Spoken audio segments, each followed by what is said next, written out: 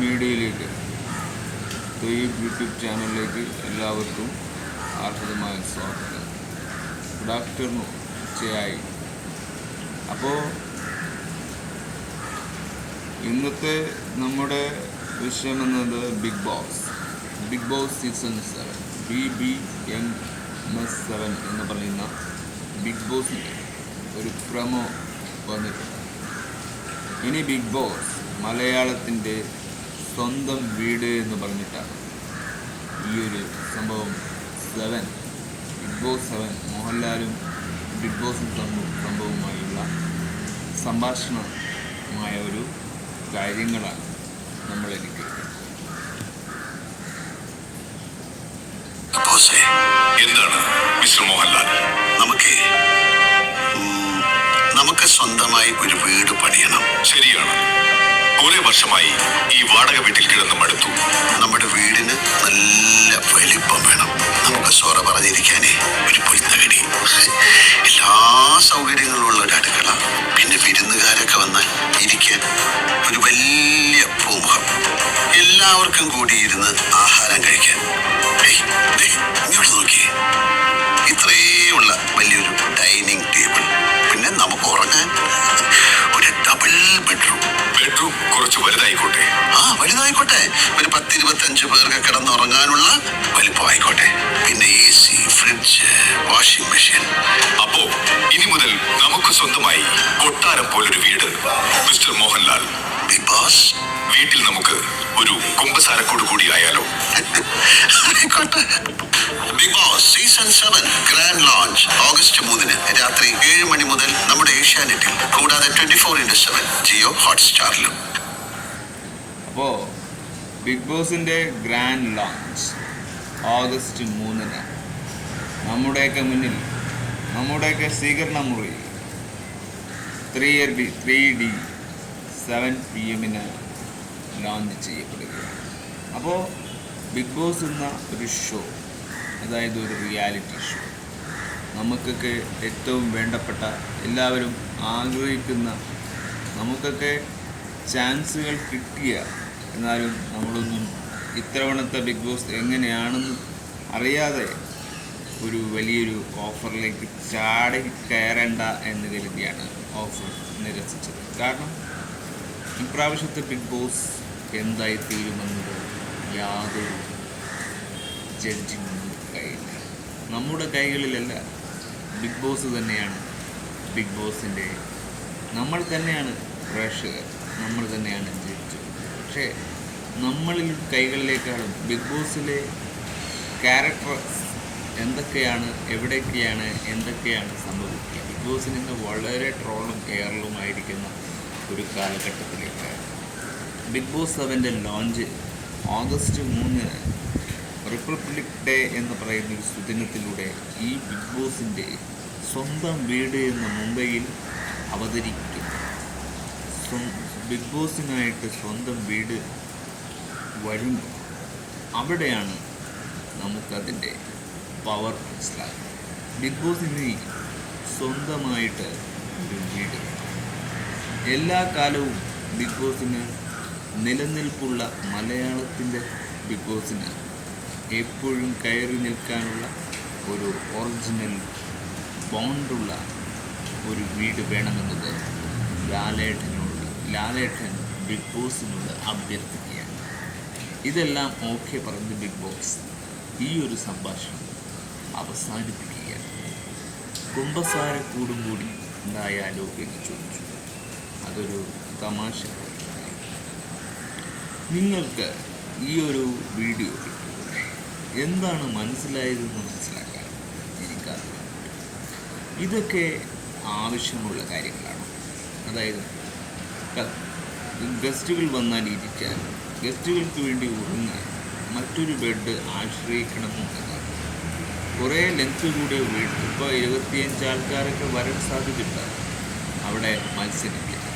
അപ്പോൾ അത്രയും ആൾക്കാർ വരുമ്പോൾ അതും കോമണേഴ്സും കൂടിയാകുമ്പോൾ ഇരട്ടിയാവും.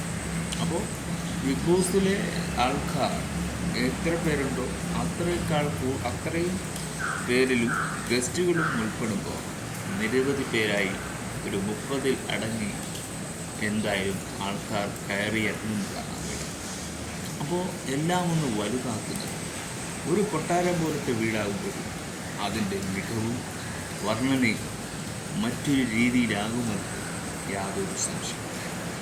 നല്ല മഴയും, അതുകൊണ്ട് കൾച്ചറല്ല ഒരു മഴയും ഒക്കെ ആയതുകൊണ്ട് മഴ വീഴുന്ന ശബ്ദങ്ങളെല്ലാം നിങ്ങൾ കേട്ടേക്കാം. നിങ്ങളതൊന്നും കാതോക്കേണ്ട കാര്യമില്ല, ഞാൻ പറയുന്നതാണ്. കാരണം റീസെൻ്റ്ലി ഇത്തരത്തിലുള്ള സമയത്ത് മഴക്കാലത്ത് നമ്മുടെ അഡ്വഞ്ചേഴ്സ് ക്വാളിറ്റി കൂടുന്ന സമയമായിരിക്കും. നമ്മളുടെ ഫീച്ചറിൽ ഒരുപാട് ക്വാളിറ്റി ഉണ്ടാകും.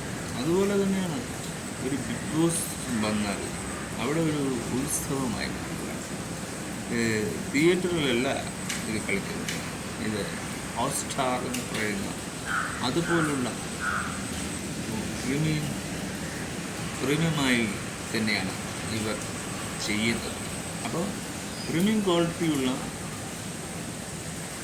ഹോട്ട്സ്റ്റാറിലൊക്കെയാണ് ഇത് ലോഞ്ച് ചെയ്യപ്പെട്ടത്.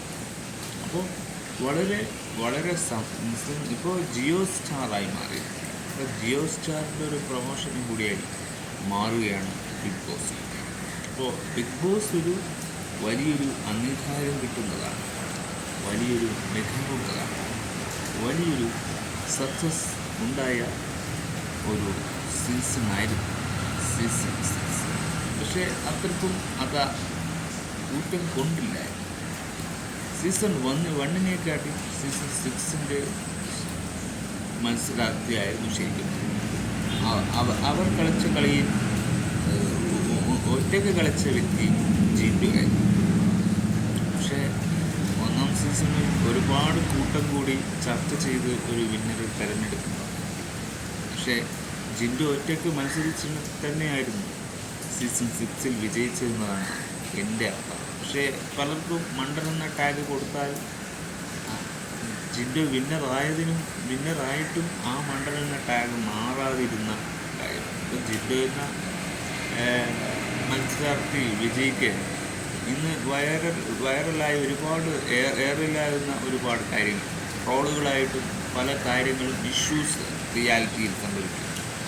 ഈ ബിഗ് ബോസിൽ പോകുന്ന എല്ലാവരും റിയാലിറ്റിയിൽ ഇത്രയും ഇഷ്യൂവിൽ പെടുന്ന കാര്യത്തെക്കുറിച്ച് ബിഗ് ബോസ് പറയാം. പലരും റിയാലിറ്റിയെ ഫേസ് ചെയ്തുകൊണ്ടാണ് ബിഗ് ബോസ് എന്ന കളത്തിലേക്ക് കയറുന്നത്. അവിടെ കാൽ വെക്കുന്നതോടെ ജീവിതം തൊലയും എന്ന് ചിന്തിക്കുന്നവരുണ്ട്. അവർക്ക് വേണ്ടി നിങ്ങളൊരു മറുപടി, അവർക്ക് വേണ്ടി ഒരു തിരിച്ചറിവ് ബിഗ് ബോസിലുള്ളവർക്ക് കാണും. വെറുതെ പരസ്യത്തിലോ നമ്മളെ ആകർഷിക്കാനോ പറഞ്ഞാൽ പോലെ പ്രവൃത്തിക്ക് തന്നെ വേണം. ബിഗ് ബോസ് എന്ന ആ ഒരു വലിയൊരു ഷോ, വലിയൊരു 24 റിയാലിറ്റി ഷോക്ക് വലിയൊരു മികവാകണമെങ്കിൽ വലിയൊരു മികവുള്ള വലിയൊരു സ്പേസിലിരുന്നു കൊണ്ട് തന്നെയാണ് ഇത്രയും പേർ മത്സരിക്കും. ഗെയിമിലാവട്ടെ, ഫുഡിലാവട്ടെ, അത് പണിഷ്മെൻറ്റിലായിരിക്കട്ടെ, എന്ത് കാര്യത്തിലും അതിൻ്റെതായ സ്റ്റാൻഡേർഡ് കീപ്പ്, എല്ലാം ഓവറാക്കി ചളമാക്കൽ. പ്രണയത്തിന് പ്രണയം ഉണ്ടാവും, ഇമോഷന് ഇമോഷൻ ഉണ്ടാവാം, നന്നായി ഒരു ആക്ഷൻ അവിടെ ഉണ്ടാവില്ല എങ്കിലും റിയാക്ഷനെങ്കിലും ഉണ്ടാവും. എതിരാളികളുണ്ടാവും, അവർക്ക് ഒന്ന് അങ്ങോട്ടും ഇങ്ങോട്ടും പറഞ്ഞ് ജയിക്കാനുള്ള ആ രീതി കൊടുത്താൽ മതി. പക്ഷേ ആക്ഷൻ പാടില്ല, ബോഡി ടച്ച് പാടില്ല, ബോഡിയിൽ ഒരു ഡാമേജും ഉണ്ടാക്കാൻ പാടില്ല. പോക്സോ കേസ് കടന്നുള്ള അതിരുകയറ്റം പാടില്ല. സ്ത്രീകൾക്ക് മാന്യമായ രീതിയിൽ പെരുമാറണം. അതോടെ സ്ത്രീകളും മാന്യമായ രീതിയിൽ നിൽക്കണം. ഒരു ബിഗ് ബോസ് പബ്ലിക് ഷോ എന്ന തിരിച്ചറിവ് ഇട്ടിരിക്കുന്ന വ്യക്തിക്ക് അതിൻ്റെതായ ഡ്രസ് കീപ്പിംഗ് ഉണ്ടാകും. കാരണം എല്ലാം ഉണ്ടെങ്കിലേ ബിഗ് ബോസ് അംഗീകരിക്കുകയുള്ളൂ എന്ന് നിങ്ങൾ ചിന്തിക്കുക. വലിയ ഷോ കാണിച്ച് ഹോളിവുഡിൽ അങ്ങനെയാണ്.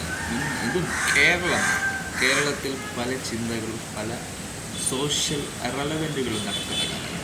ഇവിടെ നിങ്ങൾ എന്ത് ചെയ്തു അതായിരിക്കും നിങ്ങളുടെ ഉത്തരം, നിങ്ങൾ നമുക്ക് തരേണ്ട ഉത്തരമായി മാറും. നിങ്ങളോട് ഒരുപാട് പേര് ചോദ്യം, അതൊന്നും അവരുടെ പ്രൊഫഷണൽ ആ ചോദ്യം ചോദിക്കുക, ഉത്തരം നൽകണം വേണ്ടയോ എന്നുള്ളത് നിങ്ങളുടെ തീരുമാനം. പക്ഷേ ആ തീരുമാനത്തിൽ കൊണ്ടെത്തിക്കാൻ നിങ്ങൾ ശ്രമിക്കാതിരുന്നാൽ, നിങ്ങൾ ആ ഉത്തരത്തിലേക്ക് എത്താതെ വിജയിയായി മാറിയാൽ നിങ്ങൾക്ക് ആ ഉത്തരത്തേക്കെത്തില്ല. നിങ്ങൾക്ക് ആ ചോദ്യത്തിൽ വിഷമിച്ച് ഇറങ്ങിപ്പോകേണ്ട അവസ്ഥയും വരില്ല. ബിഗ് ബോസ് എന്ന ലോകം വിസ്മയം എന്ന് പറയാൻ എന്നൊരു ലോകം. പക്ഷെ വളരെ ക്ലാരിറ്റിയുള്ള, വളരെ മികവുള്ള HD-യിലേക്ക് വരുന്ന ഒരു സ്ക്രീനിൽ വളരെ നല്ലൊരു കാഴ്ചക്കാരെ കൂട്ടണമെന്നത് ഇപ്രാവശ്യം വോട്ട് എന്നത് സങ്കീർണമാകും. രാഷ്ട്രീയക്കാരെ പോലെ തന്നെ വോട്ട് ആർക്ക് കൊടുക്കണം, എന്തിനു കൊടുക്കണം, എന്ത് ചെയ്തിട്ട് ഇവർക്ക് കൊടുക്കണം, എന്താണ് ഇവർ ചെയ്യുന്ന ശരികൾ, എന്താണ് ഇവർ ചെയ്യുന്ന തെറ്റ്, ആ കണക്കുകൂട്ടലാണ്. ബിഗ് ബോസിന് മാത്രമേ ഇന്ന് ഈ പ്രാവശ്യം വോട്ടുള്ളൂ. ബിഗ് ബോസ് എന്തെങ്കിലും ചെയ്താൽ മാത്രമേ, ബിഗ് ബോസ് എന്തെങ്കിലും പ്രവർത്തിച്ചാൽ മാത്രമേ ഈ പ്രാവശ്യം അവിടെ മത്സരിക്കുന്നവർക്കും വോട്ട് കൊടുക്കാൻ പറ്റും. അപ്പോൾ വരാൻ പോകുന്ന ഓഗസ്റ്റ് 3 വലിയ ലോഞ്ച് ബിഗ് ബോസിൻ്റെ പരിപാടികൾക്ക് വലിയൊരു വഴിത്തിരിവിലേക്ക് പോകാം, വലിയൊരു മികവിലേക്ക് പോകാം, വലിയൊരു സങ്കല്പങ്ങൾ കൊണ്ട് അത് വർണ്ണനയാകുകയാണ്. എന്താണ് ഇതിൻ്റെ ശക്തി, എന്താണ് അതിൻ്റെ പ്രശ്നം, എന്താണ് ഇതിൻ്റെ സ്റ്റോറി ഒക്കെ മനസ്സിലാക്കിക്കൊണ്ട് അങ്ങോട്ടേക്ക് പോയാൽ, അതായത് സെലക്റ്റീവ്ഡ് ആയാൽ അവർക്ക് വേണ്ടിയാണ് ഞാൻ സംസാരിക്കുന്നത്. നിങ്ങൾ ശക്തമായി ഒരു റിയാലിറ്റി കൊണ്ട് നിങ്ങളുടെ നാണം കെട്ട കളികൾ ഇവിടെ കളിക്കുക, സ്ട്രാറ്റജിക്കും ഒക്കെ കളിച്ച് ഒറ്റപ്പെട്ടൽ എന്ന മാറ്റിവെച്ചു, എന്തൊക്കെയോ കിട്ടിയെന്ന അഹംഭാവം മാറ്റിവെച്ചു നിങ്ങൾ മത്സരിക്കാൻ. Keep your stand, keep your Bible, keep your talent ഒക്കെ അവിടെ കണ്ടെത്താൻ നിങ്ങൾക്ക് കിട്ടുന്ന വലിയൊരു പ്ലാറ്റ്ഫോമാണ്. അത് ഉപയോഗിക്കേണ്ടത് മനോഹരമായി ഉപയോഗിച്ച് മറ്റുള്ളവർ പറയുന്നത് കേട്ട് മത്സരിക്കുക. Your standard keeping. നിങ്ങളെ ആരെങ്കിലും സ്ട്രഗിൾ ചെയ്തു, നിങ്ങളെ ആരെങ്കിലും പുച്ഛിക്കും, ആ പുച്ഛം നിങ്ങളുടെ ക്രെഡിറ്റാണ്. ആ ക്രെഡിറ്റിലൂടെ നിങ്ങൾക്ക് ബിഗ് ബോസിലൂടെ വിജയിക്കാം. അത് നിങ്ങൾക്ക് വോട്ടായി മാറി നിങ്ങൾ വിന്നറാകുമെന്നത് സത്യസന്ധമായ ജനങ്ങൾ നിങ്ങൾക്ക് തരുന്ന your life. Just bye.